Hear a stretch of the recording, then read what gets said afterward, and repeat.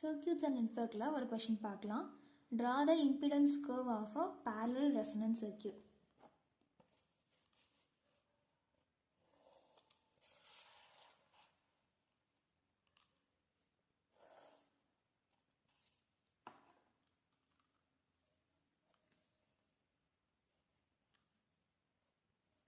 X-axis frequency, Y-axis impedance நம்ம போடுவோம். இப்போ curve draw பண்ணிடலாம்.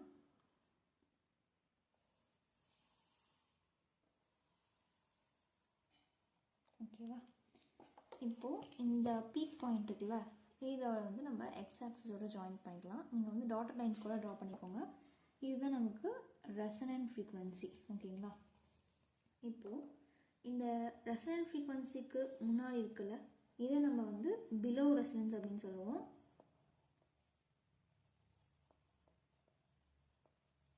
அண்ட் எஃப்ஆர் ரெசனன்ட் ஃப்ரீக்வன்சிக்கு அப்புறம் இருக்கிறது எபவ் ரெசனன்ஸ். ஓகேவா? இந்த மேக்ஸிமம் பாயிண்ட் இருக்குல்ல, இதில் ஒரு டாட்டர் லைன் ட்ரா பண்ணி அந்த இடத்துல இம்பிடன்ஸும் ரெசிஸ்டன்ஸும் நமக்கு ஈக்குவலாக இருக்கும். ஓகேவா?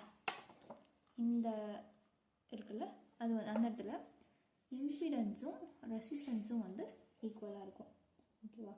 இந்த பிலோ ரெசனன்ஸ் இருக்குல்ல, இது inductive condition.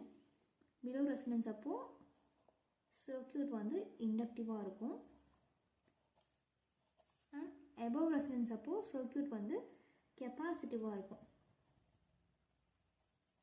இண்டக்டிவ்க்கான condition XC is greater than XL. கெப்பாசிட்டிவ்க்கான condition XL is greater than XC. ஓகேவா? இதுதான் இந்த கொஷினுக்கான ஆன்சர். தேங்க்யூ.